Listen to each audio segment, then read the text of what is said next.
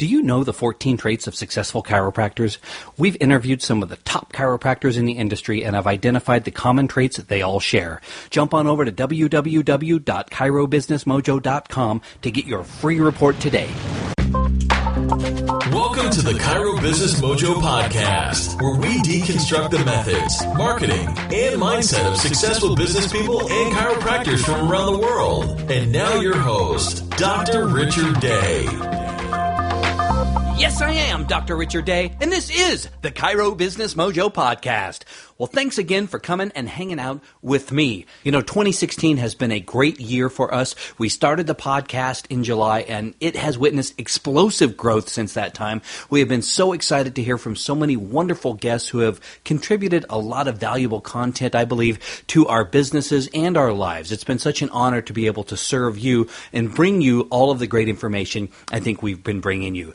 So I have a big announcement. Things are going to be a little bit different. We are going to go down to a once-a-week podcast. I know you may be saying, hey, I love getting it, a couple of times a week, 3 times a week, and sometimes 5. And I agree. It's great having that content out there. But Haley and I are working on some very big things for 2017. We are so excited about what we are working on and what we are going to bring you. But we need some more time to really put things together. And so we are going to bring the podcast down to once a week. A lot of great guests I know you're going to love upcoming. These are more great top-level chiropractors, business owners, marketing people, entrepreneurs who are eager to share their information with you so that you can have the most successful year in practice you have ever had. So hang in there, and I know you're going to love what is just around the corner. There will be more information on that coming up soon. In the meantime, my guest today is Dr. Joe Ferrantelli. He graduated with honors from Florida State University in 1995 with a BS in Biological Sciences. While enrolled in his chiropractic education, he completed his certification to become a certified strength and conditioning specialist through the N.S.C.A, passing his certification in 1995. He earned his D.C. degree from Life University, graduating Magna Cum Laude in March of 1999. Dr. Ferrantelli has appeared in many top research journals, and in 2010, he took over as CEO for PostureCo Incorporated, a leading technology company focusing on software development for clinicians and fitness professionals specializing in postural and spinal rehabilitative methods. Let's welcome Dr. Joe Ferrantelli. Hey, well, glad that you guys asked me to be on. I'm excited. Well, we are so excited to have you on the show today, and I invite you to jump in and fill in any gaps I may have missed in that bio. No, the bio seems like it's pretty good. Yeah. Awesome. Well, I want to talk to you a little bit about your journey as a chiropractor and the research you've been involved with. Yeah, so in the very beginning, I went to, after I graduated with a biology degree from Florida State University, I had always wanted to be a chiropractor, ever since shadowing with a bunch of doctors, and my chiropractor that I got into when I was in sports and powerlifting and weightlifting I was under care, and obviously no symptoms at that time, so it was purely for health and alignment reasons and for performance that I got into chiropractic and got interested in it. And when I followed some MDs and spoke to MDs, they all basically seemed like they were not excited about practicing. And when I followed my chiropractor around, he was really excited, loved what he did. And his father, who was an osteopath, told him to be a chiropractor and he'd be much happier. And he was telling me the same thing. So from there, after I got my bachelor's degree, I went to Life University in Georgia. And that's where I started my studies. Now, how did you get involved in research? So early on in chiropractic, there was a lot of things that were not making sense to me. And I almost dropped out and went back to pursuing a medical degree. And then I stumbled upon early on this crazy guy that had a lot of research named Don Harrison that was very flamboyant, but everything he said was backed up, and I could look it up in journals and things like that early on. And it just clicked and resonated with me that when he taught, he would say what his opinion was, but then he would say, this is what we have as fact and research. And I started on studying chiropractic biophysics early on, so that would be in 1995, and just went through their seminars and began working with them, and more I got to know them. They asked me to help out on some research projects, and basically he taught me a lot of stuff about research and took me under his wing early on. So to this day, I'm still involved with chiropractic biophysics and actually doing research projects with them, and I'm a member of their nonprofit Spinal Research Board, as well as an instructor. So today I fly out in a few hours to go up to Atlanta. We have a cervical rehab seminar, matter of fact. So I'm still involved on that aspect of teaching as well. Well, I love the research side of things too. It's just nice to see that there is validity to what it is that we do, and there's so many different things that we do, especially posture. It's nice to to have the findings there to back up and support how our care can help posture. So, speaking of posture, let's talk about PostureCo. Yeah. So basically, what happened early on was that we needed a software branch of chiropractic biophysics, or somebody to develop software to do some of these projects. Early on, we were doing spine modeling research as well as posture research. So we had contracted out with different companies to do different projects for us, but then we found that we had to kind of do it all ourselves. So we got some people together and formed a company called PostureCo, which Don Harrison was originally part of, as well as Dr. Sang Harrison, Deed Harrison, and another person, Dr. Denise Perrone. And I was involved, obviously. And in 2010, we had just a little bit of a change up as far as one of the people that was involved couldn't do it full time. So I went ahead and took over the company in 2010. And right around that time, I started slowing down in practice and eventually sold my practice and now do this full time. So it's basically the technology component that took over what we'd used for research methods for X-ray analysis. We developed a clinical tool that could help build a practice as well as document their findings, kind of a radiographic EHR program, as well as we had some posture software that was called Posture Screen at the time that was all Windows-based. Basically, as time would have it, around 2010, when there was rumblings of the iPad coming out, I went to Don Harrison and said, I think I have a better way. I'm going to sink all my investments into finding the right programmers, and I think if this iPad comes out, it's going to be a godsend for being able to be mobile and quick with posture assessments, and that's right around the same time that I filed a patent for it as well, too. Yeah, I have used the app on iPads for measuring posture and assessing it and educating patients on what it is we're seeing. But for those who aren't familiar, why don't you take us through a little bit of the highlights of how that app works? Yeah, great. So there's a lot of aspects to it now. Back in 2010, it was just real simple posture analysis. So basically, you can take a photograph of the patient on your iPhone or iPad, or even on Android for that matter. And it will take we have a center balancing for make sure the device is level when you take the photograph, and reproducible as well, too. And it will tell you where to click on the person's posture, and then we'll analyze their posture comparing the body part above to the body part below, and the planes relative to, say, the floor.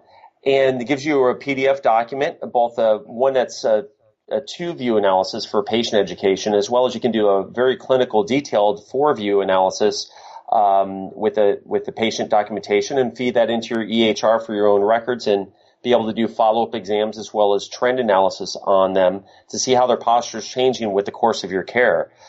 So it's a great tool for educating. There's a lot of people that use it for, spinal screenings, but I would say at this point, more people use it in their office clinically than they do, out at outside events. And then from that standpoint, what I next did was I knew there was some difficulties in doing body composition.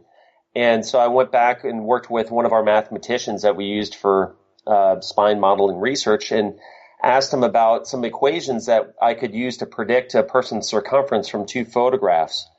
And so from that, we're able to develop what we call lean screen, which is basically a mathematical measurement of a person's circumferences, and we can feed that into well-known body composition equations to estimate a person's percent body fat, their waist-to-hip ratio, lean body mass, fat body mass, and BMI.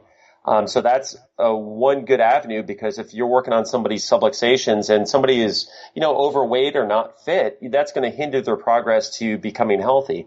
So we have numerous doctors that have, part of their practice is nutrition and weight loss and lifestyle, and then they have their chiropractic practice. And if people come in with one funnel, say of with lifestyle and wanting to lose weight and things like that, doctors had a problem with showing them that they also had spinal problems. So from the same photographs, you can also do their posture assessment. Go ahead. No, I was going to say we got a couple other things as well, too, that we can do, something that sports-minded doctors are using, which are like functional movement screens, like an overhead squat assessment, and link those movement dysfunctions to corrective exercise protocols as well. So that's one of the later add-ons that we've had recently, too. Cool. Now, does that utilize video, or is that still using? Yes. Oh, wow. Yep. So it uses video, so we can go ahead and take a video of someone doing overhead squat, then do a still frame of their start and their end position. We still have the video to go back over and annotate and draw on as well, too. That always stays saved, as well as being able to digitize them, just like you digitize the posture. You would digitize their lower descent in the squat, from the front, from the side, or from the posterior view. As well as you can also do the push-up and plank as well. And based on those dysfunctions, there's literature that will show, based on certain values, we can predict underactive or overactive muscle groups. So from that information, we can feed into corrective exercise protocols that you can feed to the patient or a client and give them their exercises in video format. We have over about 3,000 exercises now at the fingertips of professionals that have a company we work with called Web Exercises to serve that content. Works pretty well. Well, that sounds great. I want to share with the listeners my personal experience with it, and how I have used it. So, two big ways I think that have been really important. Number one is that sometimes there's a bit of a gap between the mind and the body, and that is, you were speaking about weight and BMI. And I've had people that have a fairly high BMI just really not understand why they're having knee pain. And right. Being able to show them visually, well, here's what's happening, here are the stresses and the forces, this is how this is affecting your posture, really helps them to understand what it is that we do. And the other thing, I think that in a screening setting, it's been nice because it's a very easy software to use to put something, I bring a printer and I have it right there, and I do the handout, I give it their posture analysis as a handout to them so that they have something in their hands to take with them. And, it may not be the next day, but eventually they'll hang on to that and call us back and talk to us about it. Yeah, absolutely. That's one of the biggest things when I was in practice was you need something to set yourself apart and to be unique and different. And this is just one aspect of it. And that's one of the reasons why we have the reporting section is for that. It's for patient education. Just like if you went to an orthodontist and you brought your son to the orthodontist, you leave with a nice big packet of their exam findings, and you're ready to shell out $5,000 for your kid's teeth right then and there because they made such an impression and marketed to your emotions based on what this person needs and how bad their teeth will be later on in life if you don't get them fixed now.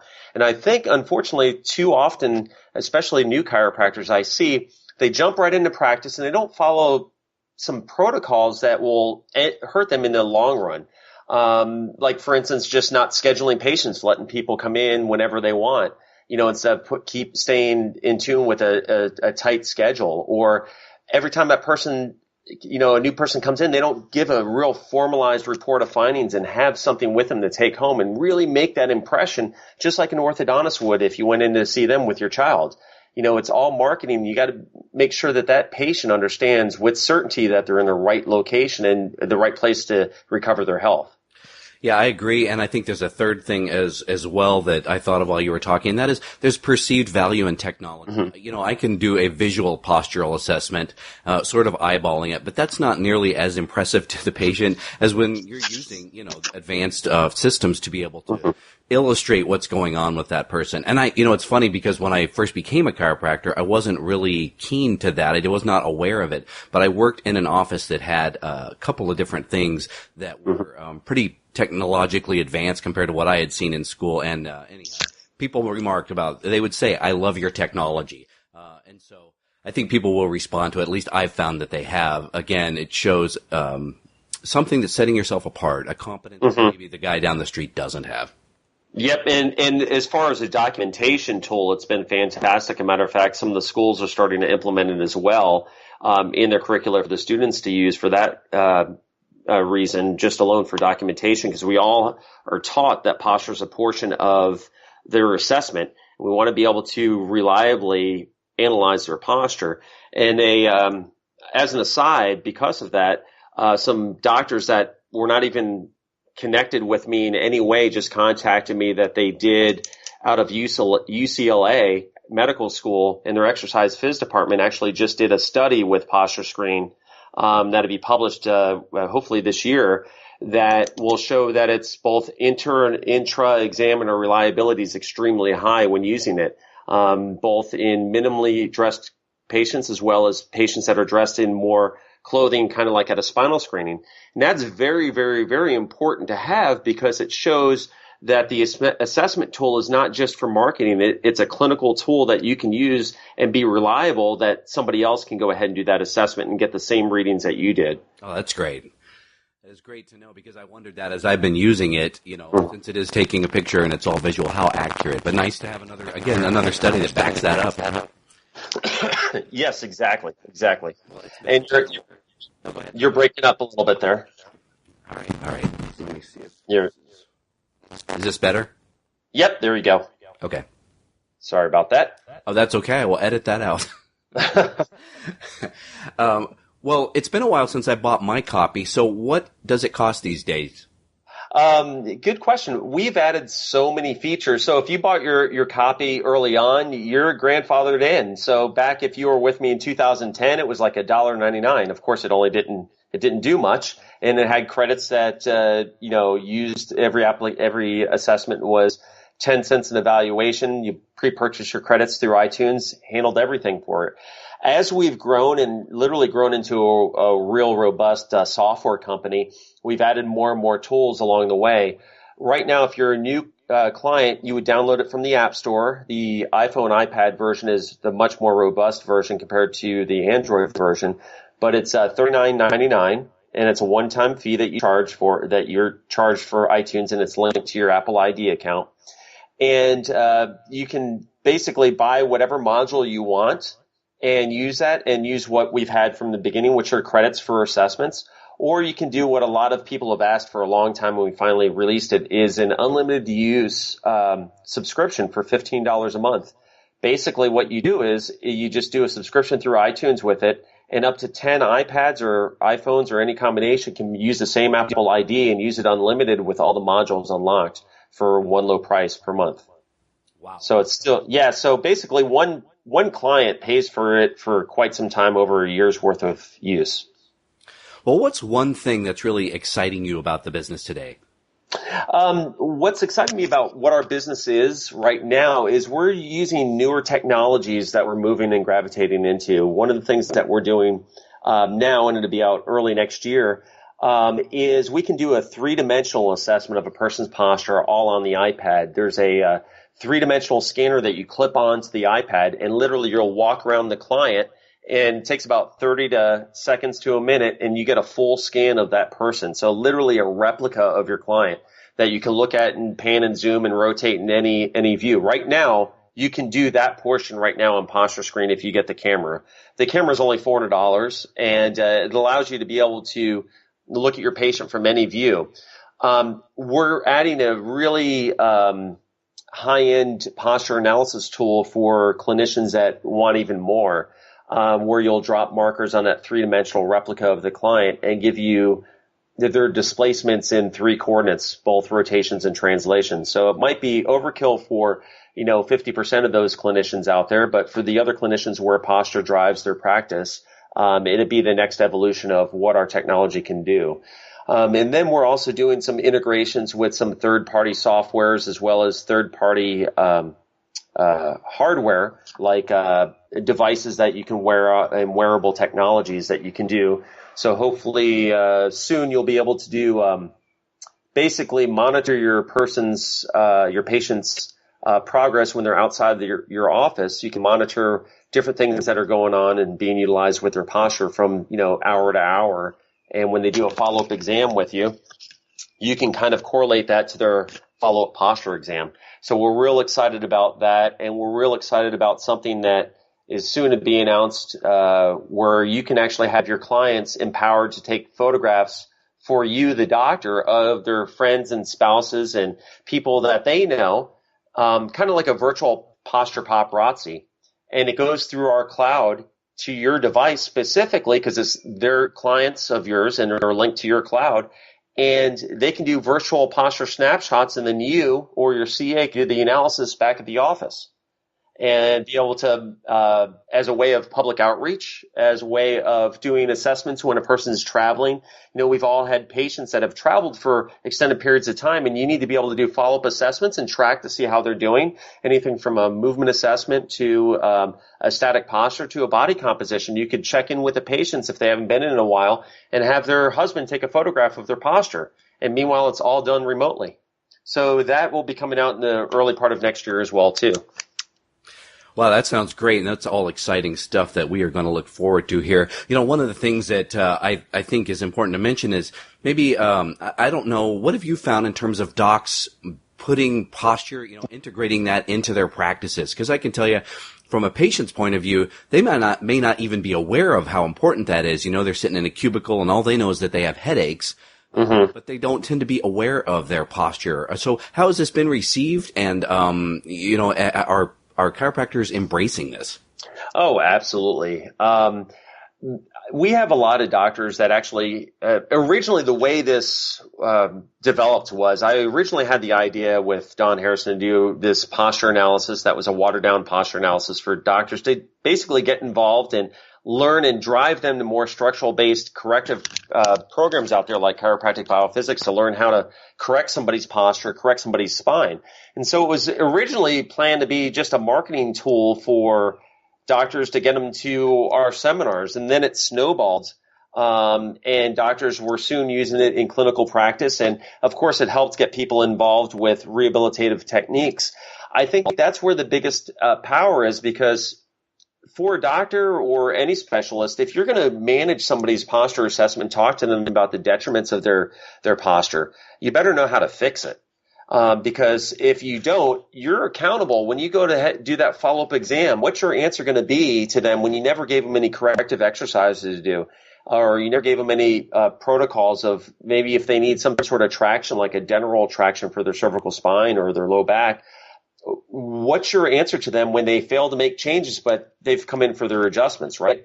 So adding a posture component to a practice, and it doesn't mean that they have to do CBP protocols. If they add some of the basics of the rehab protocols, I just happen to be an instructor and I'm biased and I think that we have one of the best techniques out there for rehab of the spine and posture. But if they add just some basic protocols of exercise content, they should see some predictable changes with a person's posture.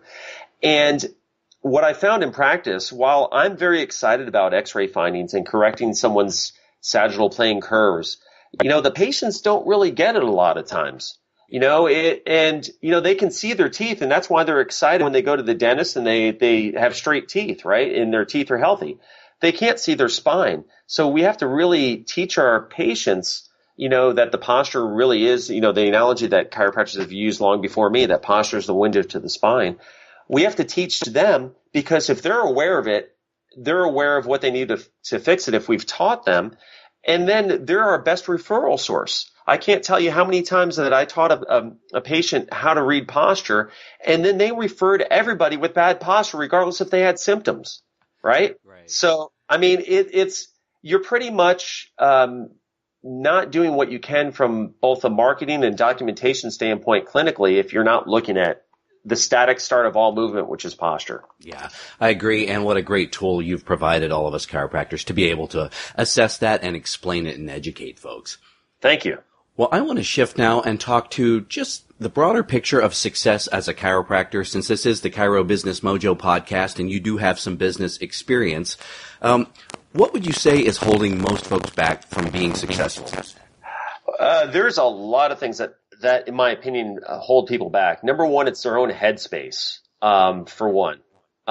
They don't believe that they can do things themselves. And let me pause here. Can you still hear me okay? I can. Okay. So getting back to that, it's their own headspace. They don't believe that they can do certain things or achieve certain goals. And so they put that self-limiting doubt within themselves, no matter what. And it doesn't have to be just practice. It's anything in life. I think number one, that's the thing that holds people back. In practice, number two is we all need some sort of coach. Okay. I was blessed early on that my coach in the very beginning was Don Harrison, who had extremely successful practices. And he was essentially my initial practice coach. And then later on, I actually got some practice coaches as well too. One of the practice coaches I used that helped me tremendously was Dr. Fred DiDomenico of Elite Coaching. One of the things that I found, just like anything else, I had a coach when I compete in powerlifting. I have a coach right now competing in CrossFit. In sports, you need to have a coach in practice too, because you need to speak to somebody that's failed already at doing certain things and learn from those mistakes, what they've done. And, just recently talking to several new doctors at seminars, they need to learn from people that have been out for a long time. Not that we have all the answers, but we've usually tripped enough times that we can say, you know what, you need to stay away from doing X, Y, and Z, and give our experiences so they don't make those mistakes. So I think that the biggest thing that a person needs is you're never smart enough to not have a coach. You need to have a coach for one reason or another. One of the biggest things that I found with a coach was my practice was very personality driven. I could literally say what I believed because I believed in myself and believed in my abilities as a chiropractor, that patients pick up on that. They pick up on your certainty. They pick up on your convictions and your passion.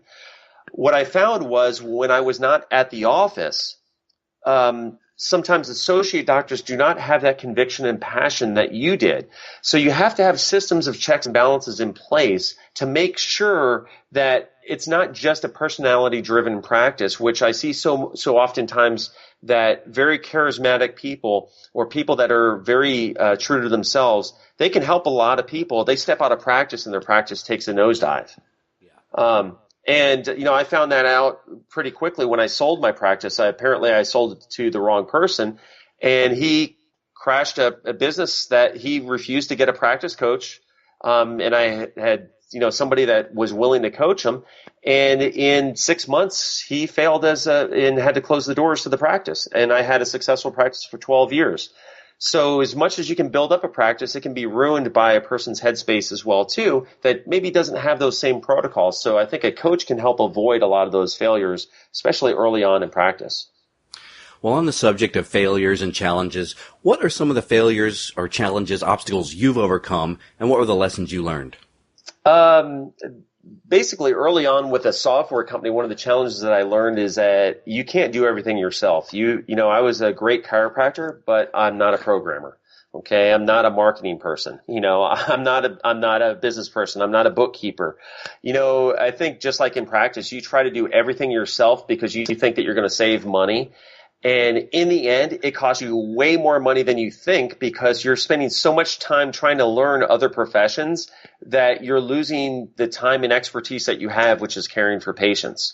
So I think that one of my biggest obstacles was I tried to do everything and micromanage everything in the very beginning in both my chiropractic practice as well as my software business.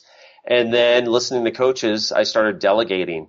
And I was much happier for it because we all have things that we're good at. We have things that we like to do that are not necessarily the best for the business. I like to learn how to program some basic things, and my programmer tells me, listen, stick to what you do well, which is teaching doctors, and I'll stick to keeping the programmers in check.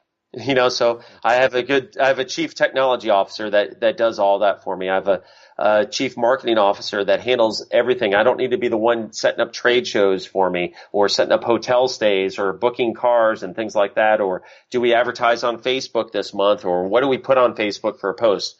I have people that do that now for me because in the end, if you surround yourself with people that are very good at what they do, it will bring you and rise the bar to you. It will make you better. And it's cheaper in the long run to hire good people than to try and save money and do it all yourself. Yeah, I love that advice. There's a lot I think any of us could apply ourselves and learn to, for example, maybe create a website. But, the time involved to be able to get up to a proficient level, to me, is not worth it. And that's one of the things I've learned as well. Hey, just get someone and get it off your plate. Yeah, it's funny that you mentioned that because that's how one of the reasons I got into CBP. I made the first website, idealspine.com, for many years, being a chiropractor, trying to learn how to code websites. And, early on, it was, it served its function. I mean, it was good for what it was. But then we came to that point again where Dr. Deed Harrison and myself, we said, you know what? I'm no longer an expert with this. We have to hire real professionals. And it literally, the branding change that happened with CBP technique was a miracle. Just changing the branding and what we had made us look so much more professional. And we had all the same content, but it was the way it was perceived. So let that be a lesson to you young chiropractors out there.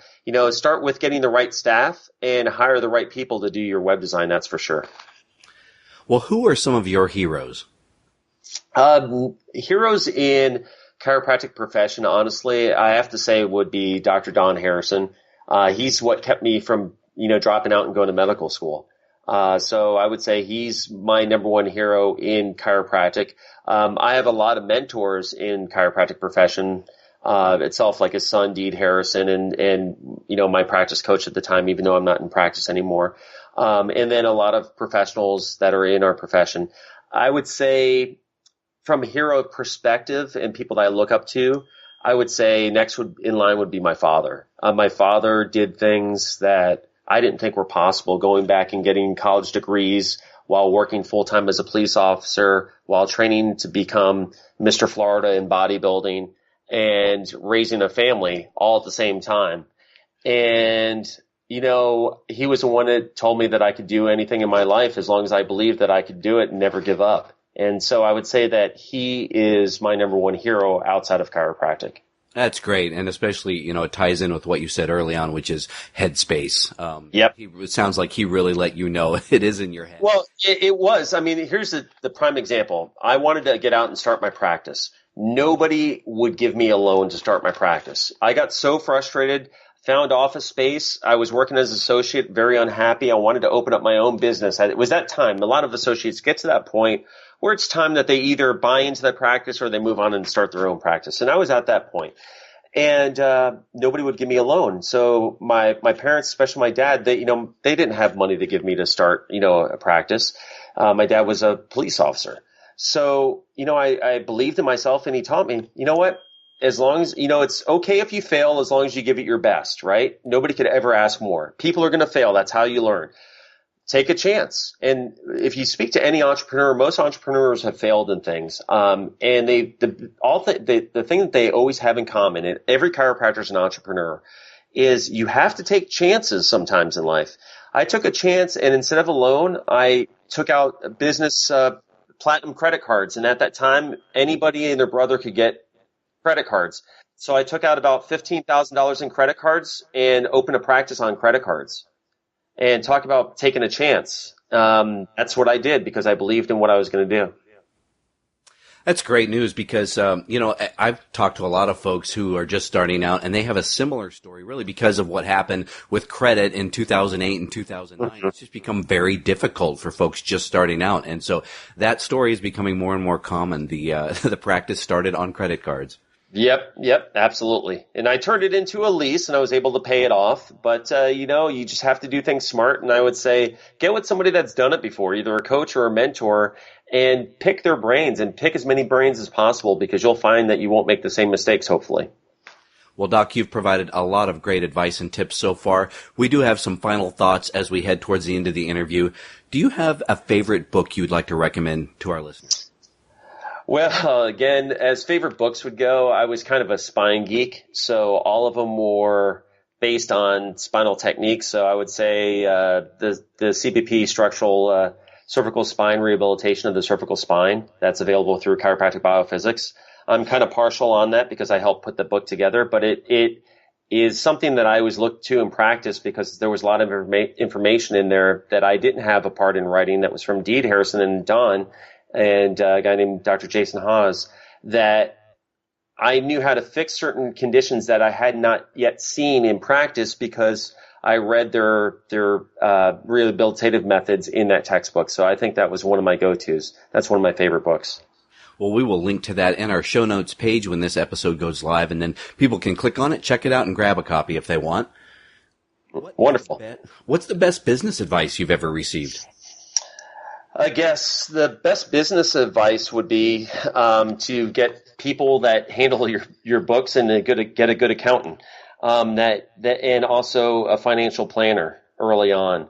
That would be probably the best advice that I would have, because I made really dumb mistakes in business. I didn't realize early on, when you take draws out of the business, nobody taught me that, hey, you have to also pay taxes on those things. So early on, I owed the IRS a lot of money, because we would take draws not realizing that, this isn't normal wages, that we take money out, and a rude awakening. So having the right people on the financial side to make sure you're doing the right things. I mean, we laugh about things like that, but early on, I'm sure we were taught in business class, in chiropractic school, but it was one of those things, and maybe I was absent that day. I wasn't paying attention, and it's one of those things, you never make that mistake again.